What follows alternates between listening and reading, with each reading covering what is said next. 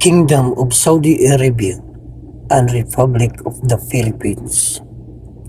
Established between the Kingdom of Saudi Arabia and Republic of the Philippines were established in 1969. The kingdom inaugurated its embassy in the Philippines in 1972. The Republic of the Philippines sent its first resident ambassador to the Kingdom of Saudi Arabia in 1973.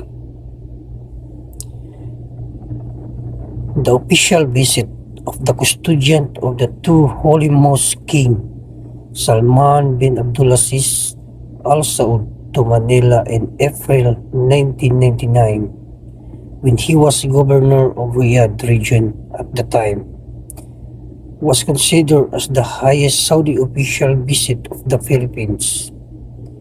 It significantly contributed in strengthening the bilateral relations between the Philippines and Saudi Arabia to elevate them to new horizons. The visit resulted in thriving bilateral partnership between two countries. Saudi Aramco had acquired 40% of total equity of the Philippines Petron Corp. However, in August 2008, Saudi Aramco decided to sell its entire shares in Petron Corp due to infirmities in the investment system in the Philippines during the time. The first Philippine president who visited the kingdom was the late President Ferdinand A. Marcos in March 1982. It was followed by former President Fidel B. Ramos visited the kingdom in 1994. Former President Joseph Estrada also visited the kingdom in 1998 when he was vice president. In 2002, former President Ramos visited the kingdom again on invitation of former Minister of Foreign Affairs, the late Faisal Saud Al-Faisal. The bilateral relations between the two friendly countries were enforced further by the state visit of former President Gloria Macapagal Arroyo to the Kingdom of Saudi Arabia on May 7 to 9, 2006. The state visit contributed in opening of a new chapter in the bilateral relations between the kingdom and the Philippines in all fields. Arroyo visited the kingdom again, but it was just a transit visit from February 2 to 3, 2009. She was received at the airport by the Saudi Minister of Agriculture, Dr. Abdul Rahman Balganim. The worker visit was part of the initiative of effort in changing bilateral relations between the two countries. Former President Benigno Aquino III expressed his desire to visit Kingdom of Saudi Arabia during the later period of his presidential term, but did not materialize. New era of bilateral relations.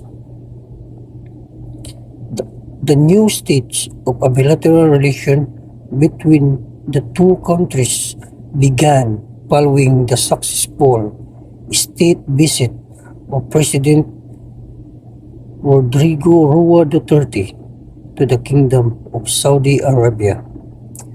From on April 11 to 12, 2017, the visit was considered a strong apparatus and means advancing and strengthening all aspires of bilateral cooperation between the two countries.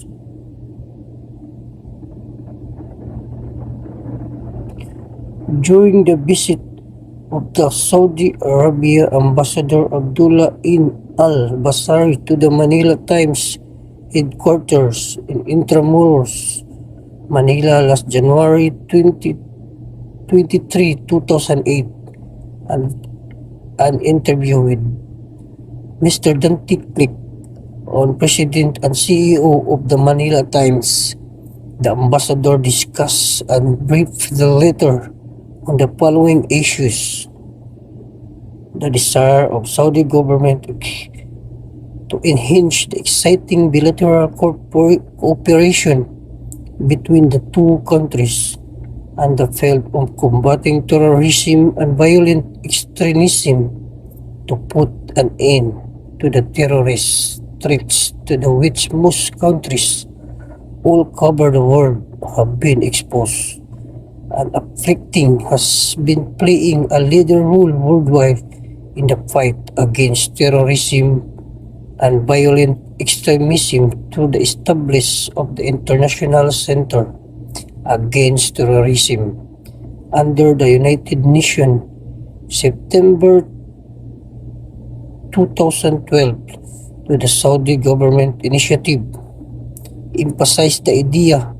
of international cooperation and coordination countering the terrorism under UN's umbrella. The initiative for the establishment of International Center to Combat Terrorism was launched at an international conference that was held in Riyadh in 2005, when the kingdom suffered waves of vicious and destructive assault penetrating by Al-Qaeda between 2003 to 2005 that compelled it to make the anti-terrorism campaign as part of its priority policies.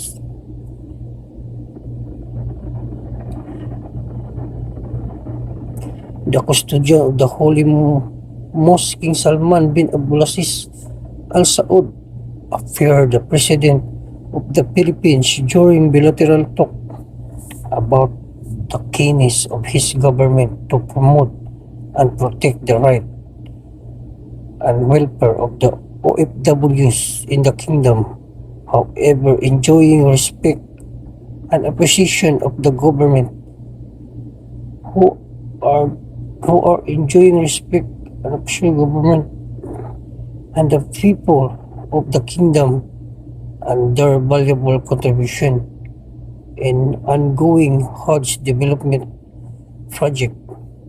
The custodian of the Holy Mosque also expanded President Rodrigo Rua Duterte the various initiatives being carried out by Saudi Ministry Labor and Social Development (MLSD) to improve and regulate the procedure relevant at the level